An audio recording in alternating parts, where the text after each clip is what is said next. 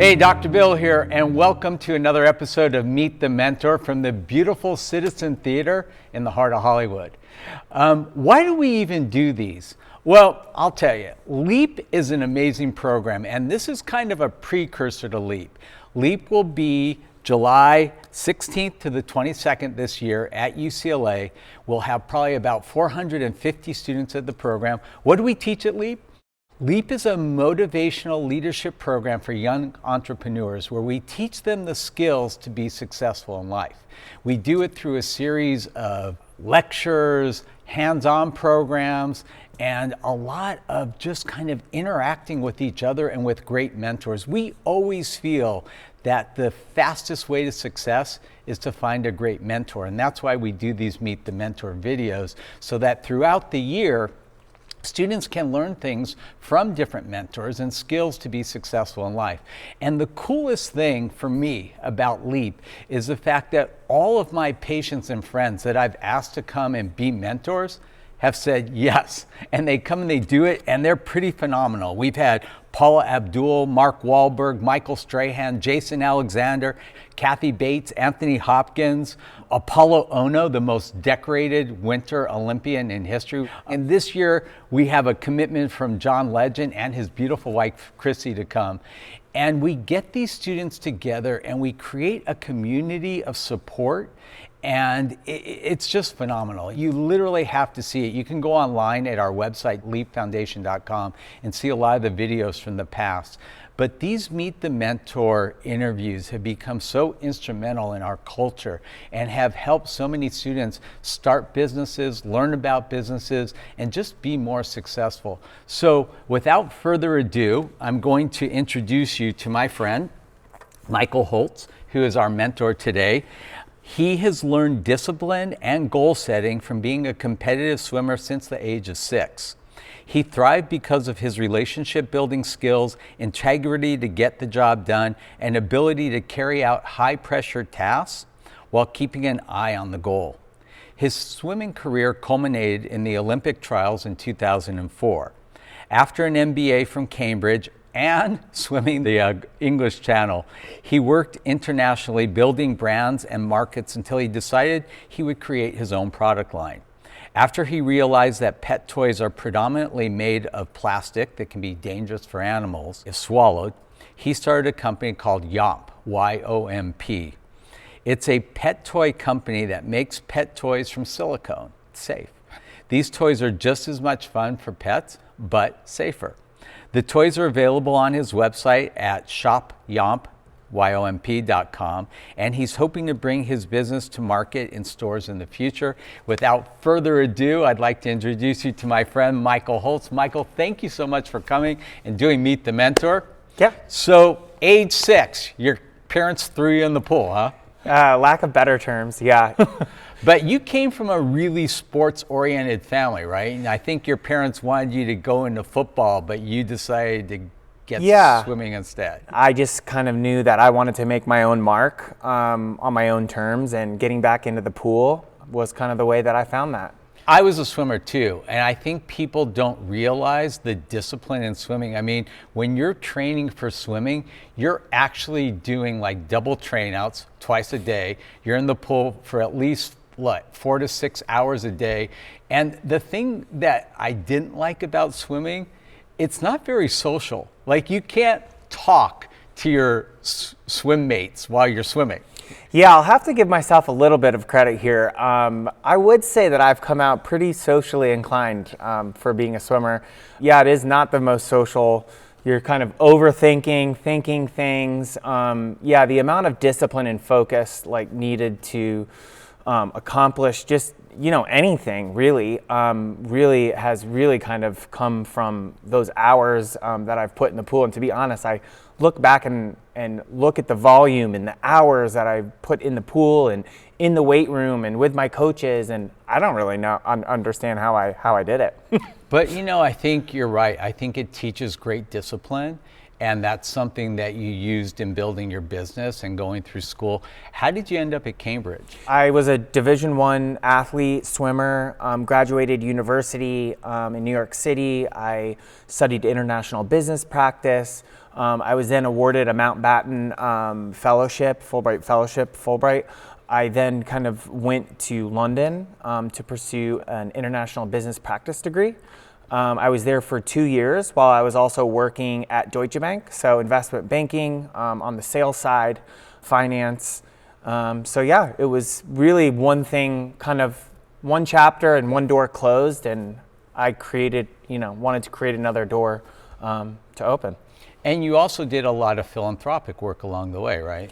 Yeah, so when I was living in London, some of my colleagues caught wind that I was a swimmer, and they had this challenge where we would go and do this swim race to raise money for different nonprofits, and this was being the Terrence Higgins Trust in London. And I didn't know that this was just like some swim, let alone it was swimming across the English Channel against other financial institutions. So it became this like very competitive nature of finance, which is a competitive, high-pressured industry to begin with. But then you slap on a swimmer and a task like that, and we were off to the races. Oh my gosh, my friend did that, and he trained. I don't know if you did this. He trained in a bathtub with ice cubes. Did you do that? We were able to kind of go down to the south of England and be able to do cold water training. It's a normal thing with the British. It's really cold though. Yeah. Do you wear any kind of wetsuit at all? So their culture really believes in not wearing wetsuits and being, the American fish out of water, as you want to say. We didn't do a lot of wetsuit training, but we did mix that in. So how long did it take to swim the English Channel? Just under 10 hours, 9 hours and 56 minutes. Oh my gosh. Yeah. But it was really cool because I was able to, translate the next step in my professional career, and still had the ability to bring over, my passion for swimming, my passion for sports, and my passion for fundraising. Once my that particular job and program ended, I then kind of took that whole, sports and raising money to bringing that back stateside. And I created the first ever swim from Sayville to Fire Island to benefit the Stonewall Foundation. Wow. Which raised $250,000 the first year out. Wow, Yeah. That's incredible. Yeah. All right, so from Deutsche Bank, what happened? So I came back, the financial crisis, 2009, first man in, last man out. I was, told, we can't fund your promotion. So I came back to New York City, not having a job, had a great, foundational, qualitative background with finance. And I really kind of took this opportunity to reinvent myself. I was in finance, I was in investment banking, taught me a lot, easy transition from swimming to finance, but I knew that my passion wasn't in there. And I think, a lot of mentors have told this to me is, just because you're really good at something doesn't mean that that's what you're supposed to be doing. So, I took the ability to kind of take the fundraising and my sports and put that together to raise and put on different sporting events for different nonprofits across the country, which led me to moving out to California. And you're still doing events. You just did one for the Academy Awards, correct? Yeah, so I helped out a friend for a 10-year running event called Gold Meets Golden, and it brings Hollywood with sports. And it also raises for the City Angel Sports. So how did you transition into pet toys? And how did you come up with the name YOMP? So YOMP actually means, in British terms, going for a stroll in the park. Oh, no kidding. Yeah, yep. My business partner and I have been in sporting goods for 15 years. I've worked for various international companies, bringing them to the US, and we've worked with silicone within various tools and products. Silicone, we cook with food grade silicone in the kitchen. We're cleaning it, we're cooking it with spatulas. We're feeding our children with it. So you got to imagine this FDA food grade silicone is a material of safety, right? So seeing all of my friends get married and have kids, and now they're having dogs, some people are having dogs without their kids, and we're seeing an element of consciousness, right, with what we're feeding our pets. What are our pets playing with? Because now it's just as important as human beings. So we kind of saw this shift in this paradigm of safety happening, right? What are the dangers with plastic and pets? Well, plastic, about 65% of bowel obstructions are from foreign objects, and even the slightest bit of plastic can cause a fatal bowel obstruction. So plastics are very hard. They are composed of various chemicals and off-gassing, and so all of those kind of risks and the consistency of the plastic really causes some potential harmful things to happen. Even the slightest bit of plastic can cause a deadly bowel obstruction. And so silicone is a much safer material that allows smaller particles to actually have the dog be able to pass. You brought some of your products here. Can you show us what they are?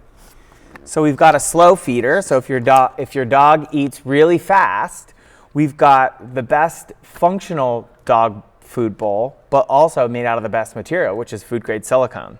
So BPA, latex free, helps with digestion, and then, And what else do you have? We've got a ball rope here. Oh, that looks like fun. You love it, huh? The rope is made out of hemp. Good properties there. Snacking ball, so you can stick treats in here. Oh, wow, it's heavy. Cool. And then fetch flyer, so we made a Frisbee. So again, like a lot of this material, we came up with this because my business partner has a foam rolling company that's made out of silicone. And so while all of his customers and friends and family were, using the foam roller to foam roll, dogs were sinking their teeth into the silicone. Oh, right. And they were loving the chewability. So we came up with this term that we trademarked called Gnaw Right. Called Gnaw Right. Okay. So a lot of dogs who aren't normally chewers, they're loving the silicone. Okay. Yeah. All right. So if I am a student and I'm watching this and I have an idea for a cat product or some other product and I want to start a company, kind of take me through the steps that you went through when you started YOMP, from, getting a name to getting a business license to whatever followed next. First and foremost was I took my business school education and went and wrote a business plan, right? Strengths, weaknesses, opportunities, threats. Where's the white space in the market? Where can we take some competition? What are the weaknesses in the market? So we really kind of took a market approach in understanding, the dog toy category first.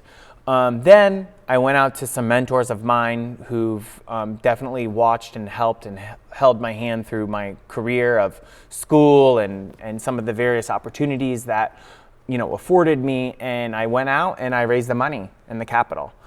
And then, how much did you have to raise? We initially raised about $400,000. Okay. Yeah. So after you came up with the name for YOMP, how were you sure that nobody else had that name? So and that it was available. We went through the process of first doing a whole, which I've never done before, which was awesome. I brought in a creative agency, and we went through the whole process of coming up with a brand. Who's our audience? Who's our market?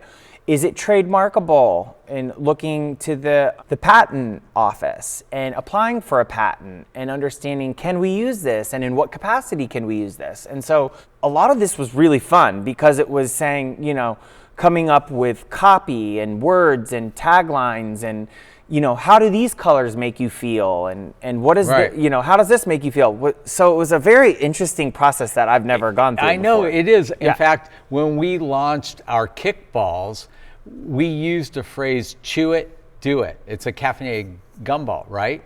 And then we got a notification from the trademark office that we couldn't use that because somebody actually coined that phrase. But because they're in a different industry, we actually went to them and asked them if we could use it for our gum, and they finally gave us the okay. But you gotta be really careful with that. You're smart to hire lawyers and stuff. 100%, yeah.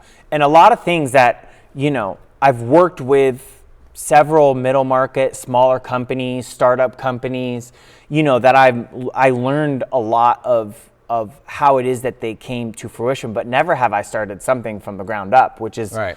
What I'm learning now. So how did you come up with these designs? Did you just go and look on the market and see similar kinds of products and just kind of like did the old build a better mousetrap deal, or? So I brought in another good friend of mine to help drive the creative wheelhouse of the business. He acts as our creative director and has done this for several brands. And one of the things that I've always been taught from mentors is always bring in the best people and let them do what they're good at. And so creatively is not my forte. So having him come in and kind of also sit back, listen, learn, and contribute was how we kind of like started the creative juices flowing with coming up with the brand, right? Like a lot of people come up with a great idea and then they need to go source the product, but we did it reverse. We actually had the material and understood the opportunity, and then now we had to go create the brand, right? So it was a bit different from your traditional, starting a business, starting a product, starting a brand, But you've only been on the market about what, 4 months now? Yeah, we launched just about 4 months ago, even though it seems like forever. I've been doing this forever. Yeah. We really wanted to deliver a special user experience within the toy category. I felt like that there was some opportunity to create some fun, vibrant ways to reach the consumer. So with that, we really wanted to focus initially online, direct to consumer. We're in about 25 independent retailers at the moment, and Great. We're attending our first trade show this month down in Florida called the Global Pet Expo. Since the inception of your company, what would you say has been your biggest challenge, and how did you deal with that? So our biggest challenge was and still is timing. I would say, coming out of the pandemic into all of the supply chain issues, working with our supplier, getting to market in a timely manner that we wanted to, just wasn't happening. It was delayed, and it was, things that were outside of our control. All of us every day, are dealing with the challenges and obstacles that, COVID has created, for us.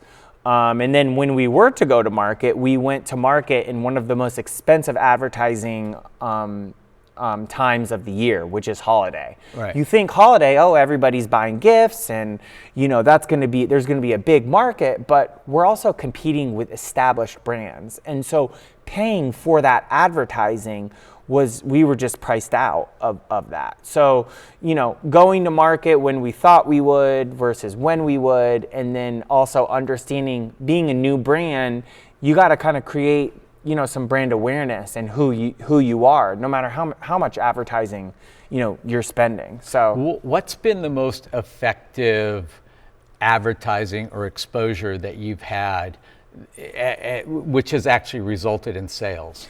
Yeah, so we're really starting to align ourselves with really great, authentic, user-generated content, right? Talking to our customers. How are you using our product? What do you love about our product? What do your dogs think of our product? Let's see it. Shoot a post, shoot a picture, shoot a video. We've had a couple different partners with some pretty good followings that have posted, social media, entered a tag, and it's translated into business.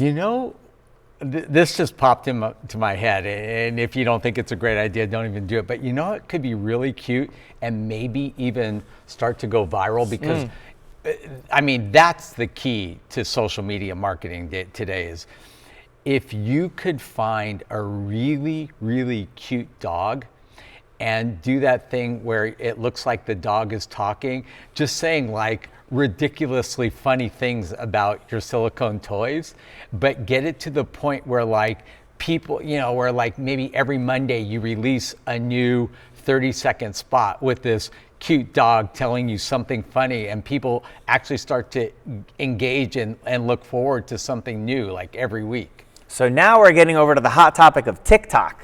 Yes. Yeah. So something I don't know anything about, but this is something that we're learning. We're all growing. Things are changing every day by day. You said it earlier. I mean, hire an expert who does that stuff because when my daughters started coming to me with like social media stuff, I'm like, okay, I get it. It's important. I have no idea what to do. So I just hired the best team in the world, and now I have more followers than any other dentist in the world because I hired good people. So I agree with you. Get a great TikTok person. But honestly, I think having a really cute dog talking about your stuff in a human voice would be hilarious. Yeah. Another really cool statistic about silicone and our toys, which is relevant to your industry, is that it cleans teeth. It does. So 80% of dogs over the age of 3 have gum disease. And chew toys that are utilized for cleaning teeth, our Tooth Buddy really helps with cleaning teeth and has the little knobs on it. I have a lot of patients who actually brush their dog's teeth. Yeah. And they've been doing it since their dogs were babies, so the dogs are kind of used to it. Maybe we need to make a silicone toothbrush. Dr. Bill silicone dog toothbrush. Hey, I'm down. So if you could project where your company is going to go in the next year, like, you could wave a magic wand and say, this is what I want to see. Tell me what that picture looks like to you. We're really hoping to first service and get a foothold within the independent retailers. So much do we see certain industries be taken over by big, general mass chains, which I've worked with a lot in my career. But I feel like telling our story, we have a very unique value proposition to communicate and educate communities, and I think doing that through the mom and pops and the independent, pet retailers is our first and foremost objective, is to cover, a lot of those very grassroots kind of retailers. What's been your favorite part of building this business? Ooh, tough question. I would say my favorite part of building the business was really seeing the brand come to life. Like, no way did I think these toys were going to be purple and teal and the cute little, dog face, and, how does that make somebody feel, and how does that connect with the certain demographic that we're going after? So, as the ups and downs of starting a business, one day you can feel like you're on cloud 9, and the next, you can have the biggest challenge or obstacle in front of you. Sure. There's a lot of things to be proud of that you've overcome yourself as a professional, as a young professional, and also learning things. I feel like part of this process is about failure, and is about facing those obstacles, and about how is it that you are reinventing, yourself as an individual, and how that is applicable to your company. One of the things that I've asked students to do at LEAP, and I'm going to ask you to do this as well, stop looking at things as failure and look at them as practice. Mm-hmm. If you do something and it doesn't come out the way you want it to, you didn't fail. You were practicing, right? And keep practicing until you get it right, because you really only fail when you quit. So as long as you don't quit, stop looking at that as failure and just say, okay, this is practice and we're getting closer to perfection. I won't work on that. Consider it done. Okay. And if people want to buy your product, we have a special promo code. Yeah. Yep. So it is going to be LEAP23. And if you enter that in when you purchase any of his products on his website, which is shopyomp.com, you will get 23% off. Oh, and what do we have here? It's a little handkerchief. If we see anybody make a purchase, we'll send you one of these also. Ah, okay, you get a free hanky. Yeah. A YOMP hanky. Yeah. Is there anything else about your company that you want our listeners to know about that I might not have asked you? We're trying to create a safer pet play for everyone's homes, and yeah. All right. And if students want to reach you, what's the best way to do that? You can reach me by email at michael@shopyomp.com. Awesome. All right. And I can't thank the Salvation Army enough for giving us this beautiful facility in the Hollywood Citizen Theater. And if any of you would like to find out more about the Salvation Army and what it's doing for our society, please watch the following video. Dr. Bill, over and out. Love doesn't discriminate. It doesn't pick and choose. When there's so much to fight against, love fights for. When others flee, love runs toward. And when darkness prevails, love doesn't despair. It never feels too small or too weak or too powerless to help. Love knows its worth and remembers its strength. Love isn't pro this or pro that, but proactive and protective.